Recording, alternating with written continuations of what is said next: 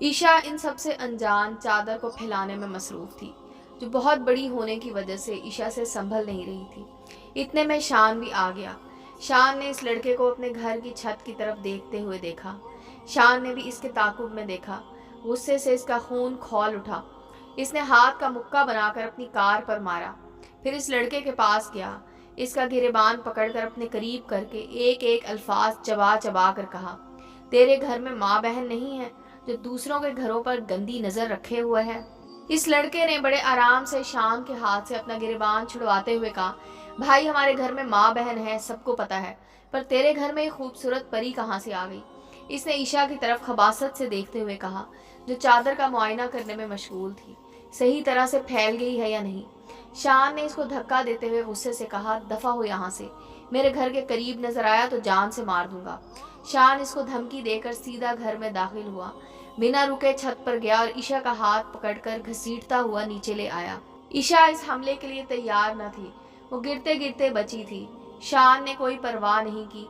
ईशा हाथ छुड़वाने की कोशिश करती रही, साथ ही रोते रोते कह रही थी, शान मेरा हाथ छोड़ दो, मुझे दर्द हो रहा है, मैं गिर जाऊंगी। शान सीढ़ियां हैं।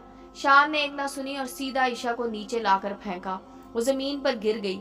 इससे पहले वो उठती, शान इसके करीब बैठ गया। इसका बाजू पकड़कर धाड़ा, आखिर किससे पूछ कर गई थी तुम छत पर, किसकी इजाजत से गई थी? तुम्हें मना किया था ना मैंने, क्यों गई थी भरी दोपहर में? वो रोते रोते बड़ी मुश्किल से कह सकी। वो चादर पर पानी गिर गया था, वो सुखाने गई थी और फूट फूट कर रोने लगी। शान इसको गुस्से में घूर रहा था। वो अपना हाथ छुड़वाने की कोशिश कर रही थी, साथ रो भी रही थी। शान ने इसको एक झटके से छोड़ा और लंबे लंबे कदम चलता हुआ अपने कमरे में चला गया। कमरे का दरवाजा जोर से बंद किया। ईशा काम कर रह गई। वही बैठी चेहरा हाथों में छुपाए रोने लगी। शान गुस्से से पागल हो रहा था। इसका दिल चाह रहा था वो सब खत्म कर दे। वो खुद को ठंडा करने के लिए नहाने चला गया। काफी देर तक नहाता रहा। जब थोड़ा गुस्सा ठंडा हुआ तो वो बाहर आया और बेड पर गिरने के अंदाज में लेट गया। वो छत को घूर रहा था। इसने जो ईशा के साथ किया था वो इसकी सोच में मूवी की तरह चलने लगा। शान की समझ में नहीं आ रहा था आखिर इसे इतना गुस्सा क्यों आया, ईशा के छत पर जाने पर या इस लड़के का ईशा पर गंदी नजर डालने पर। एकदम इसे ईशा का ख्याल आया। वो भागने के अंदाज में कमरे से बाहर निकला। ईशा अभी तक वहीं बैठी थी, आंखों से आंसू बह रहे थे। शान ने इसे आवाज दी। ईशा ने गर्दन उठाकर देखा। शान मुझे माफ कर दो, मैं आइंदा ऐसा नहीं करूंगी, प्लीज मुझे घर से मत निकालो। वो इसके आगे हाथ जोड़े खड़े रोई जा रही थी। शान ने इसके जुड़े हाथ नीचे किए, इसके आंसू साफ किए और इसका हाथ पकड़कर सोफे पर बिठाया। खुद भी इससे थोड़ा दूर बैठ गया। जमीन को घूरते हुए कहा, मुझे माफ कर दो ईशा, पता नहीं मुझे क्या हो गया था, मैं इसीलिए लोगों से दूर रहता हूँ, अकेला रहता हूँ, मुझसे गुस्सा काबू नहीं किया जाता। शान गलती मेरी भी है, मैं तुमसे बिना पूछे छत पर गई, मुझे नहीं जाना चाहिए था, आई एम सॉरी। ईशा ने रोते रोते कहा। शान मैं अब ऐसा नहीं करूंगी। अच्छा चलो अब उठो, ये रोना धोना बंद करो, हाथ मुंह धो, मैं बाहर से खाना लेकर आता हूँ, फिर साथ बैठकर खाएंगे, शान ने ईशा को बहलाते हुए कहा। ईशा ने कहा ठीक है। शान बाहर चला गया। ईशा मरे मरे कदमों से उठी और अपने कमरे में चली गई। बेड सूख चुका था, वो लेट गई।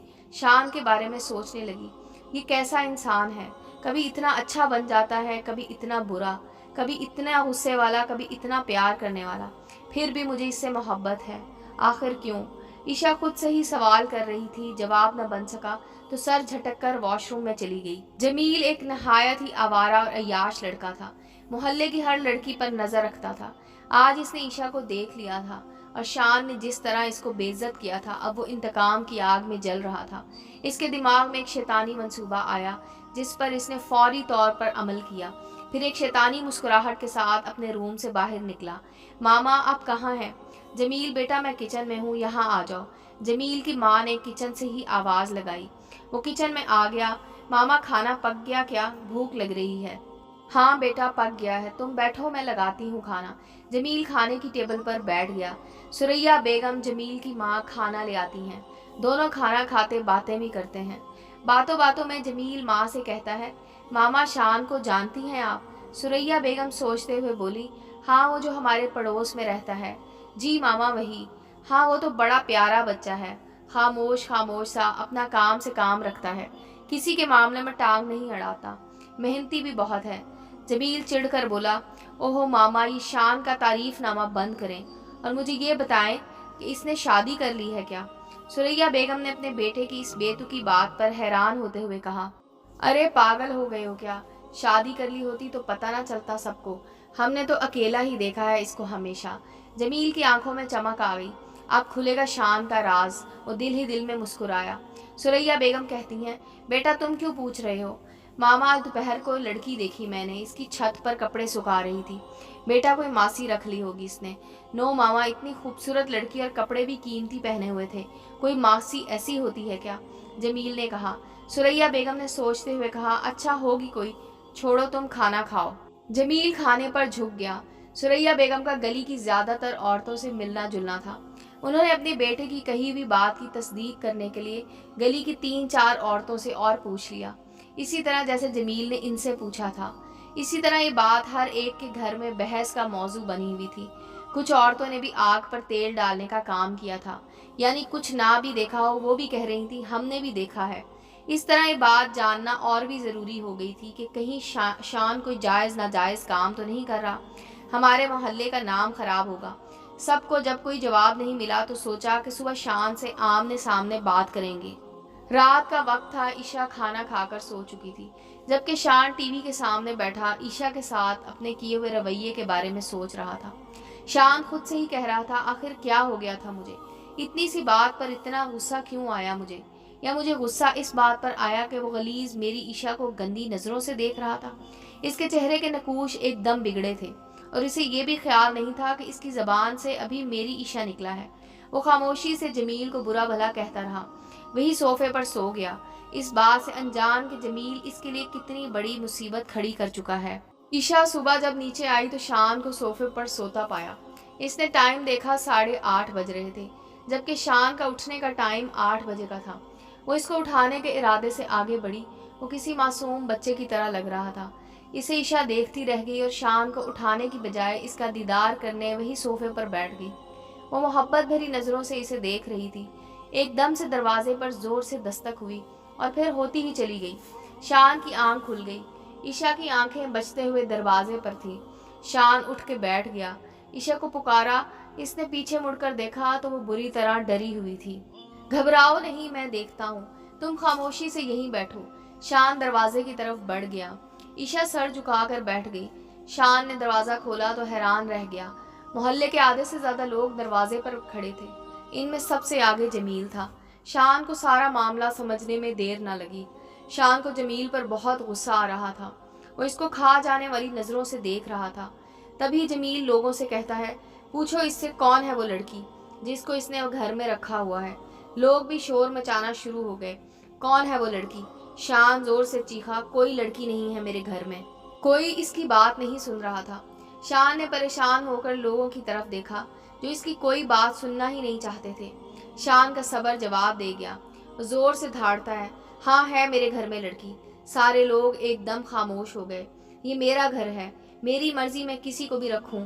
आप लोग होते कौन है मुझसे सवाल करने वाले? लोगों में से अधेड़ उम्र का आदमी बोला, देखो तुम्हें जिसको रखना है रखो, पर जायज़ तरीके से। आखिर वो लड़की तुम्हारी लगती क्या है? शान इससे पहले कोई जवाब देता, जमील बोला, शान तुम जानते हो ना रखी हुई लड़की को क्या कहते हैं? शान ने जमील के अल्फाज मुकम्मल अदा होने से पहले ही जोरदार मुक्का जमील के मुंह पर रसीद किया और इसका गिरेबान पकड़ लिया। खबरदार, जो तूने इसके बारे में कुछ भी उल्टी सीधी बकवास की तो मुंह तोड़ दूंगा। शान गुस्से से सुर्ख हो गया था। इसके दिमाग की रग तक नुमाया हो रही थी। लोग शान को पीछे हटाने की कोशिश कर रहे थे, पर वो किसी के काबू नहीं आ रहा था। शान का बस नहीं चल रहा था जमील को जान से मार दे। जमील ने शान को जोर से धक्का दिया, फिर चीखते हुए कहा, बता फिर वो लड़की कौन है? शान खामोश खड़ा रहा। सारे लोग पूछ रहे थे, हाँ जमील सही कह रहा है, बताओ वो लड़की कौन है? शान ने हाथों की मुट्ठियां बना ली और सख्ती से आंखें बंद करके एकदम से खोली। जमील की आंखों में झांकते हुए कहा, वो मेरी होने वाली बीवी है, मैं बहुत जल्द इससे शादी करने वाला हूँ। सुन लिया आप लोगों ने? वो लोगों की तरफ देखकर धाड़ा और अपनी बात दोहराई। लोगों में से एक बूढ़े ने कहा, बेटा तुम इससे शादी करने वाले हो, बहुत अच्छी बात है, लेकिन देखो तुम अमीरों में होता होगा ये सब शादी से पहले ही लड़का लड़की साथ रहते होंगे। हम लोगों में ये नहीं होता, हमारे घरों में भी बहन बेटियां हैं, इन पर गलत असर पड़ेगा। इसलिए बेहतर यही है कि तुम इस लड़की से जल्द शादी कर लो। शान का सर झुका हुआ था। जी ठीक है, अब आप लोग मेरे दरवाजे पर नहीं आइएगा, शान जमील को घूरते हुए कहता है। जमील नागवारी से शान को देख रहा होता है, क्योंकि इसका प्लान शान बर्बाद कर चुका था। जमील ने सोचा था कि वो ईशा को बदनाम करवा कर मोहल्ले से निकलवा देगा, फिर जब वो अकेली हो जाएगी तो वो इससे अपनी हवस पूरी करेगा। पर वो भूल गया था कि ईशा के साथ शान जैसे मजबूत मर्द का साथ है। लोग अपने घर जा चुके थे। शान भी दरवाजा बंद करके घर आ गया था। ईशा डरी सहमी दबी दबी आवाज में रो रही थी। ईशा काफी देर ऐसे ही बैठी रोती रही। तब इसको अपने भाई की बात याद आई। मेरी गुड़िया, जब हम पर सारे दर बंद हो जाते हैं तो एक दर हमेशा खुला होता है, खुदा का दर। इससे मदद मांगो, फिर देखो वो तुम्हारे हक में कैसे बेहतरी करता है। इसके दिमाग में अपने भाई की आवाज गूंज रही थी। ईशा ने अपनी हथेली से आंसू साफ किए, उठकर वजू किया और खुदा के हजूर दुआ करने बैठ गई। तू रहीम है, तू करीम है, तू कदीर है। नहीं होता कोई फैसला इस दुनिया में तेरी इजाजत के बगैर। मैं अपना फैसला भी तुझ पर छोड़ती हूँ। शान और मुझे किसी पाक रिश्ते में बांध दे, या मुझ जैसी मुसीबत को शान की जिंदगी से निकाल दे। वो फूट फूट कर रो रही थी और साथ में दुआ भी कर रही थी।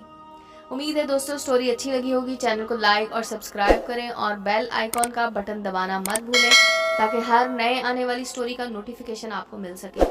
मिलते हैं अगली स्टोरी के साथ।